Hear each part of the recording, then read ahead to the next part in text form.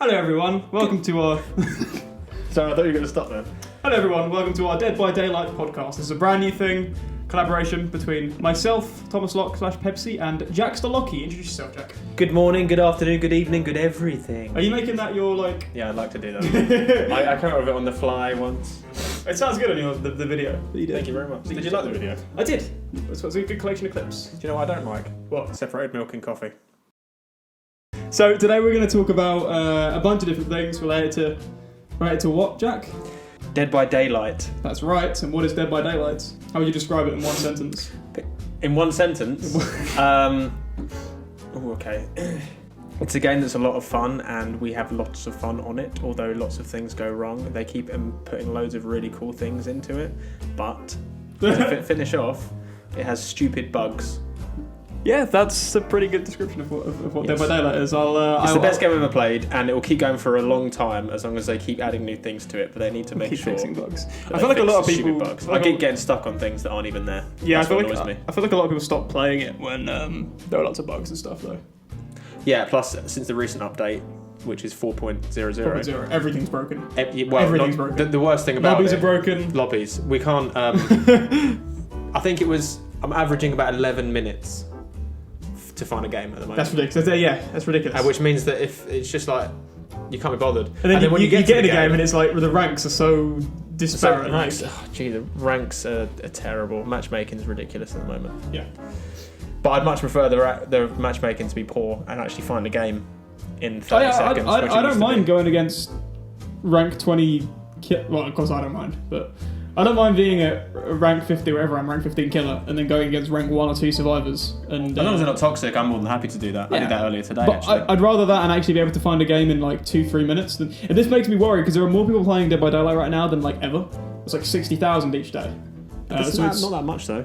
Well, it usually goes around 40,000, 25 to 40,000. Is that since the new killer? Yeah, so it's gone up since the new killer, since the sale, and since it went free. And yet games are harder than ever to find, which makes no sense. Because I was excited for crossplay, because crossplay means that the queue times are going to go down massively. But actually, maybe it doesn't. Maybe it means they're going to go up massively. Because maybe. I thought it was because it actually works for both Survivor and Killer. That's the thing. I thought it would just be Killer because a new Killer comes out, Silent Hill, Pyramid Head, which I think is the coolest looking killer, personally. We'll get to that. And I thought that people would be playing it a lot for that, but even Killer or Survivor, the matchmaking just takes forever. It makes no sense. Yeah, it's very annoying. I'm wondering when to get into this coffee or not. Do it. I just don't want to vomit on camera. That's my main thing. Oh, we need to vomit on camera. That's good content. The coffee's fine. It's hot. I don't like hot coffee. It's got to be on the scale between 1 and hot. It's got to be probably at a mid to hot. A mid to hot. So, what number is that? Okay, let's talk about the things we have to talk about. So I have a list of things in front of me. Mm-hmm. We're going to talk about chapter 16. We're going to talk about the 4th anniversary event. We're going to talk about self-care, and then we're going to play a game called Guess That Perk. Then we're going to try and come up with a name for the podcast, and then we're going to say our goodbyes. So let's talk about chapter 16.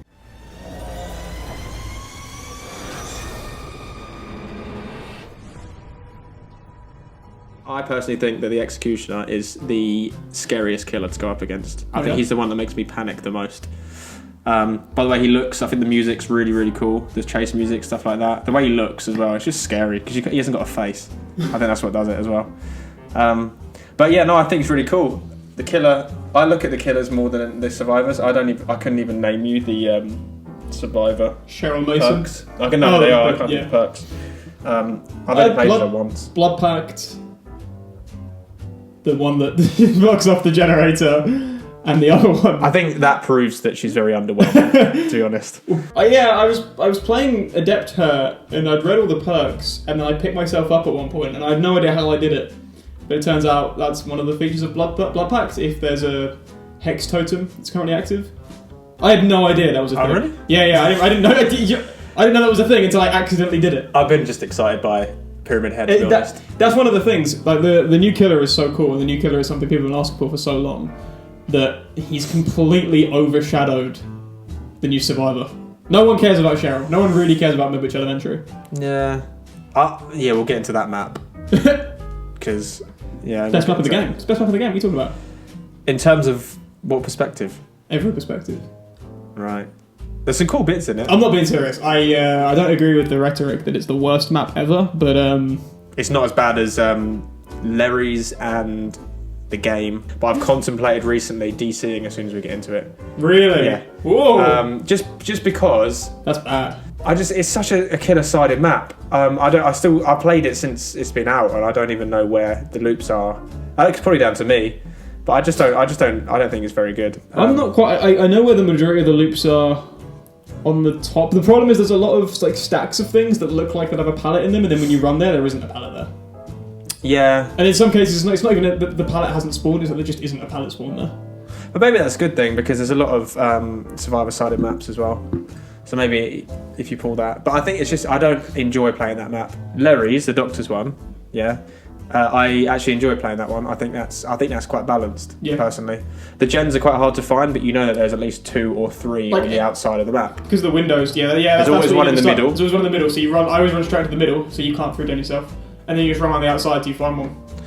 Yeah, I just think it's quite good. I think the loops are good, but I think it's also good for killer as well. It's a good looking map. Remember they randomly, out of absolutely nowhere without really announcing it. Well, I suppose they did in the roadmap, but they completely reworked that map and made it look gorgeous. Out of absolutely nowhere, for no reason. No one was asking for them to do that. They just did it. It did look good, and they've added new sounds, and it was really, really cool. It's a really good looking map now. Which makes you kind of look forward to the graphics update this year that they're going to do. They are going to do it. That looks really cool. I think the new graphics will probably help in terms of immersion and making it scarier. I think that's going to be important. Find redemption or inflict punishment with the Silent Hill chapter. Pyramid Head's great. His perk, Trail of Torment, is really, really good. It's the one where you hit the generator, and I think it's 16 seconds. It might change how long it is actually, depending on the tier. But it means that you become undetectable for that amount of time. Of course, they can still hear your footprints, your footsteps. So don't use it as Oni, because you can hear where he is on the map. It gives killers like Oni a chance to be stealthy when they're never stealthy. Do you know what? I saw a video the other day. Yep. I'm going to name drop him now. True talent. Not that he needs a name drop. I said that then so that you could edit it out. Yeah, we'll promote someone who doesn't need promotion. We'll promote one of the small streamers, one of the little guys. But he's actually one of the ones that really got me into Dead by Daylight. I used to watch him all the time, and it motivated me to play. I remember before I played, which must have been Christmas before last, when I come back from uni. You were watching it all the time. No one used to get rid of the sound effects. Really? I was like, I like your face when you do that. Do that into the camera. I saw True Talent using it on the clown. I don't think he chose to do it. I think that was a build from one of his viewers, but it worked really well, and it messed with people's heads because they didn't expect it as the clown. The first thing they'd hear is the bottle smashing.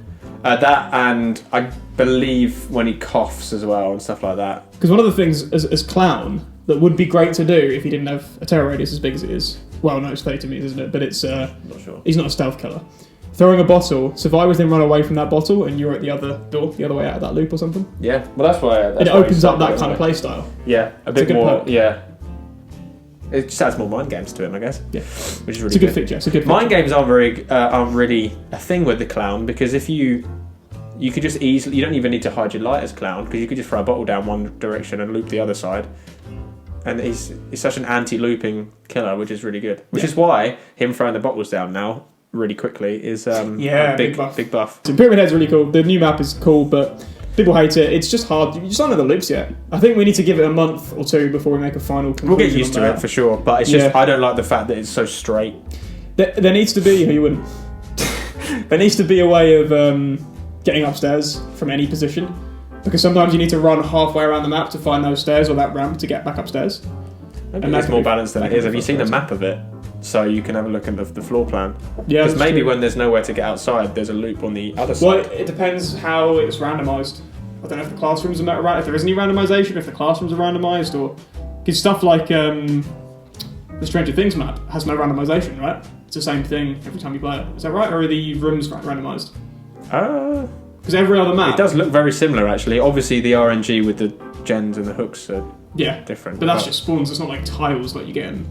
Yeah, it's really weird to me how the older maps all have this. The outdoor ones, well, the old maps, not the new maps. None of the maps we've got in the last year, but the old ones all have this style where it's like outside and there's big open spaces to run. There's a lot of empty space. Whereas the new maps, they seem to squeeze loads of stuff into small spaces. If you look at the only outdoor map we've got recently being Glenvale, did Ghostface have a map? No, sorry, I'm lying. We have Glenvale, we have... we had the Oni map, which yeah, is the Oni America. which is... But it's still a different style, right? Maybe the Oni map's more like that style, but Glenvale, Stranger Things, and Midwich don't feel like the other maps. They feel like specific realms. Does that make sense?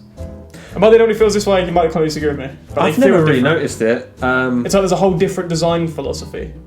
It does seem that way. They are quite different. Yeah. I don't know. Can't even picture. I probably noticed it because I'm smarter than you. It's the kind of thing you'd notice. I'm getting really hot. Yeah, drink your coffee, that'll cool you down. That's what's smarter. Oh, yeah. Oh, God. Clean up on aisle 1. I'm so pleased I have that on camera. Are you right there? I mean, this is Have you noticed how the ghastly Doesn't cake is 1% more tastier than the one before, whichever it was, the gruesome gatto? gruesome gatto. The ghastly gatto is 1% tastier. What's the point? So we've had to wait a whole year to get 1% extra. It's 104% for all players in a trial, and you can get like 3 or 4 in each blood web. So I don't understand why they're 150. so afraid of giving us blood points. This is what I don't understand. they break the balance of the game. That's the same reason why they ban people that do the legacy glitch. So here's the thing, behaviour. If you're watching this, which I'm you just definitely going are. online now and just have to put so many hours in just to get some perks that I want. Yeah. And it's just ridiculous. I get bored of doing it. Mate, I'm like, I think I'm not going to win this game because I haven't got the perks that I The want. solution is to I'm make not a good enough player to do it without perks. make perks available for people all are. characters. Just unlock them the same way you do right now, but make them available for all characters. Items, whatever, they can stay specific to characters. Maybe that helps save the time. They won't do that though, because I think one of the reasons why people play for so long is because of that grind, because of that sense of progression. The problem is when you get like in our state, it's like, oh, I want to play with Dell. Someone in chat's requested I play with Objective Obsession.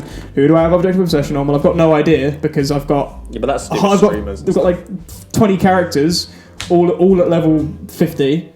But that doesn't mean they have all the perks. So, okay, well, I'll just go Laurie then. Who may not have someone else. Someone else has requested no Mither. Well, I don't have no Mither on Laurie, so I have to choose between playing David. It's like, it's dumb.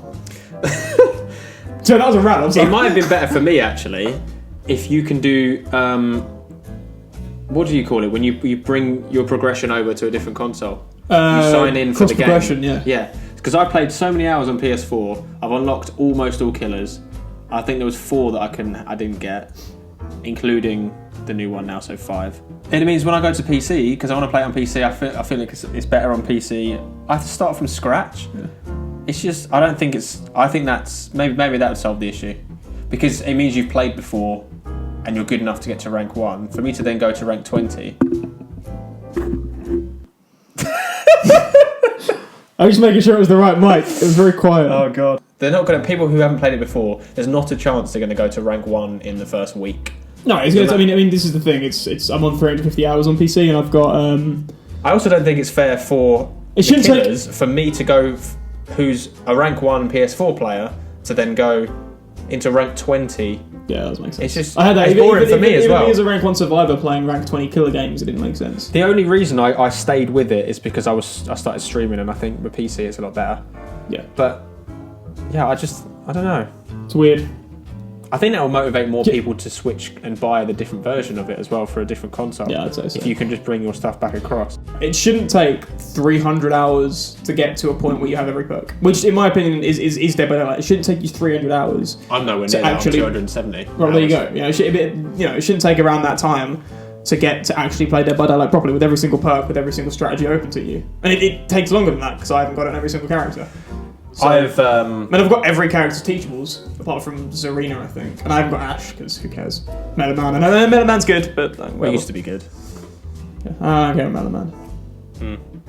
Join us in our blood and confetti-filled celebration of another year in the fog with the 4th anniversary event in Dead by Daylight. I really like the 4th anniversary loading screen. Oh yeah. Except for one thing. Oh. The quotes. I love the quotes. What do you like about the quotes? I don't find them interesting. I don't find them funny. Are they Why are they humorous? there? They're not funny or interesting. They're humorous. The only one I did like is I played at the beginning. When I first joined Dead by Daylight, I played when the nurse could blink 7 times. Yeah, I'd like to think that I played DBD on hard mode, Yeah.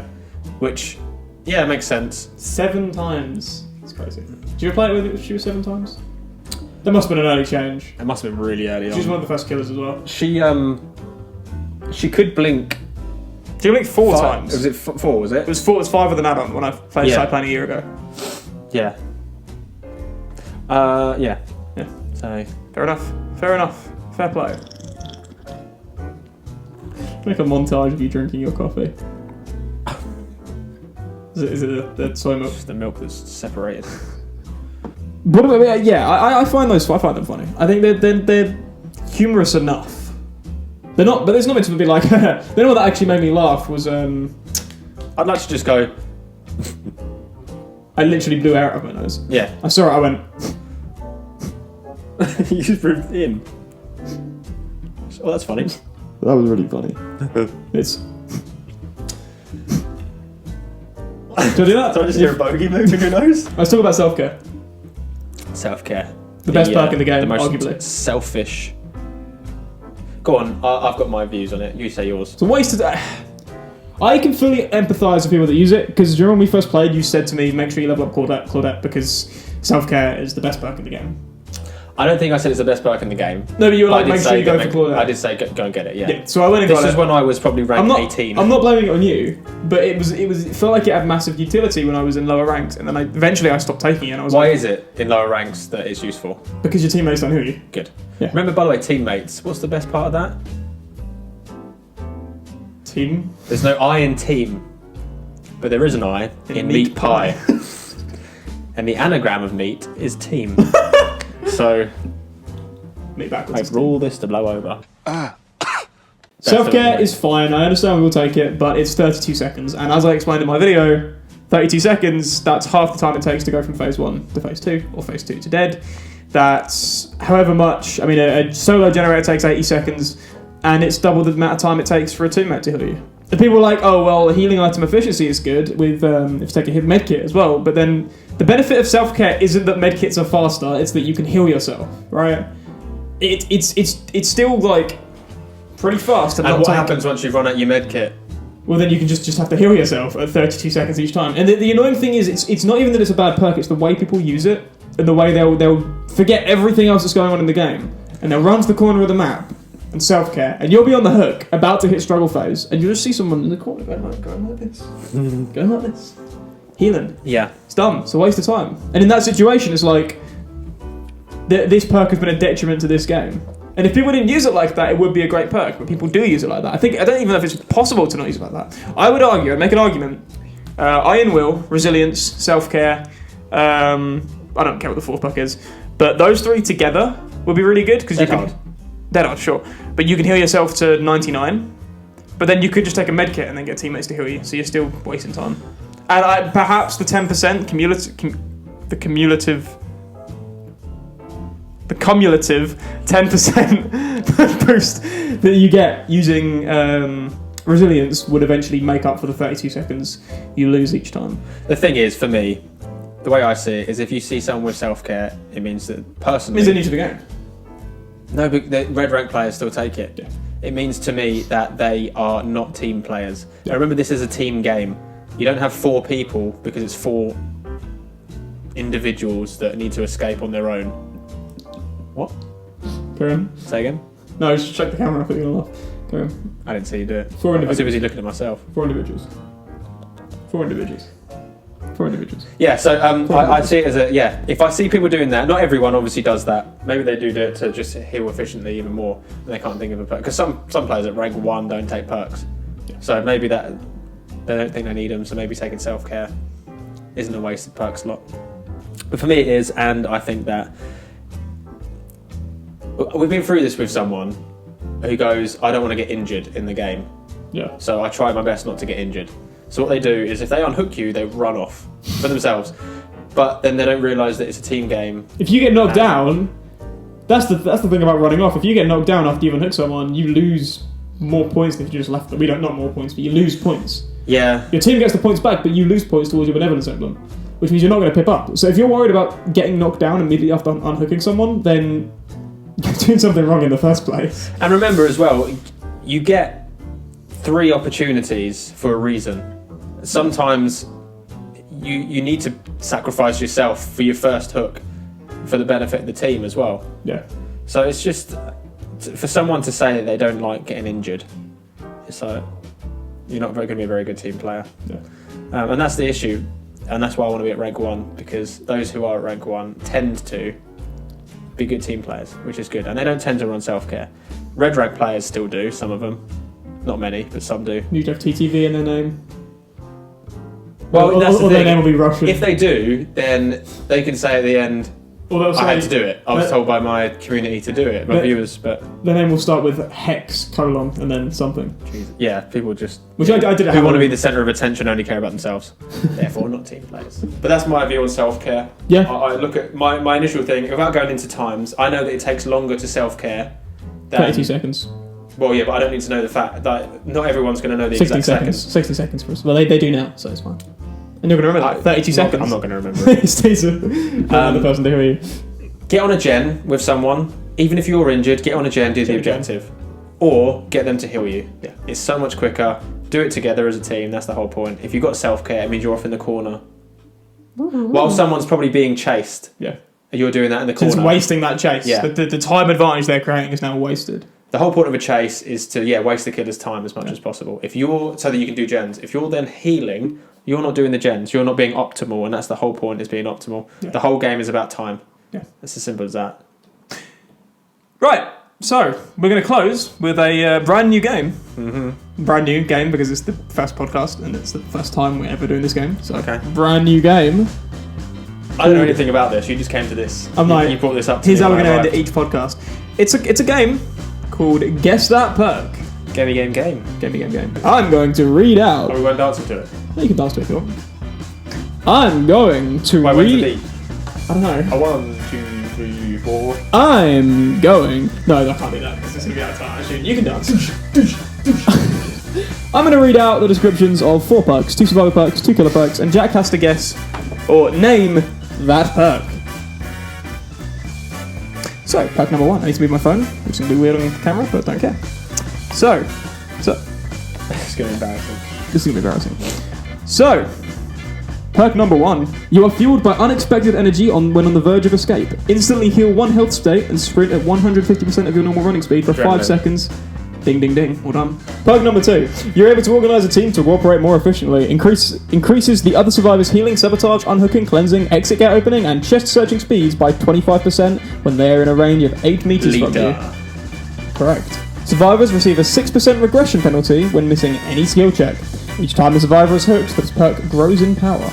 1 to 4 tokens, the time between the skill check warning sound and the skill check becomes shorter. Just lullaby. Well done. The display of your powers creates a whirlwind of panic that spreads throughout the land. You become obsessed with one survivor. Hitting the obsession with a basic attack causes the obsession to emit a terror radius of 32 meters for 30 seconds. You're granted the Undertakeable status effect for the duration. The obsession hears the terror radius they emit for the duration. I don't think I know. I know which one it is. I don't know what it's called. It's so the plague. Images. It's the plague perk. What's the image? I don't know. What's the image? Sorry. I don't know. Dark Devotion. I wouldn't have got what that's called. I knew that. I know which one it is. Yeah. Dark Well, I said it was the plague. Yeah, I knew that one. You knew that one. Jack knew that one, by the way. He just didn't say it because he wanted to look cool. So, I think we're going to close off there. It's been 40 minutes. It's been lovely chatting with you about video game. We need a name for the podcast. I was thinking we could either go something cringy like Talking into the Fog, or Dead by Podcast. The Dead Podcast by Daylight. Podcast by Daylight. Dead by Podlight. Pod by Daylight. I like Dead by Podcast. It's so dumb. Let's do that. Dead by Podcast. Dead by Podcast. Hey, have you seen the new episode of DBP? Or Into the Pod. Into the Pod. Into the Pog. Into the